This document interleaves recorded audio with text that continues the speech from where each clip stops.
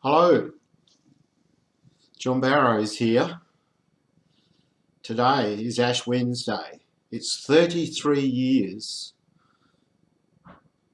since my farm got burnt out in the Ash Wednesday bushfires that devastated this part of Australia and other parts of Australia.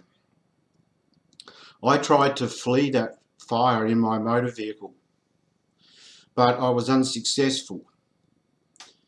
The smoke came in so thick that even with my headlights on at 3 p.m. in the afternoon, I could no longer see where the road was at all. I couldn't see past the front of my vehicle. And so I had to stop because I would have driven off the road because I couldn't even see where it was. And so I stopped and I pulled off on the edge of the road and just sat there in my vehicle, knowing the fire was coming. And I couldn't see past my vehicle for all the smoke.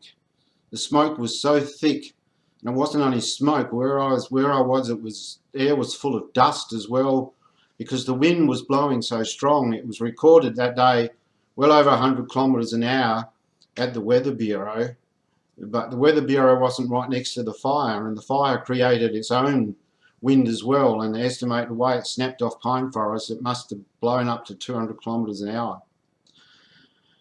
And so I was just being sandblasted, my vehicle was, as well as smoke and soot and dust and ash, and the oxygen was being sucked out of the air as the fire was getting closer, and I was having trouble breathing. And I remember thinking, well, this is my time to die. But I had a real peace about dying, because I know where I'm going when I die. And I was thinking, I'm about to see Jesus. And I was actually feeling quite happy and at peace when God spoke to me in an audible voice, a loud audible voice. God said to me, John, it's not your time to die.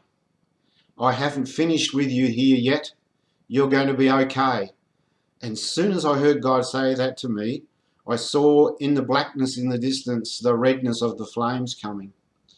And those flames just raced towards my vehicle at incredible speed. But they parted before they hit my vehicle, and I was saved.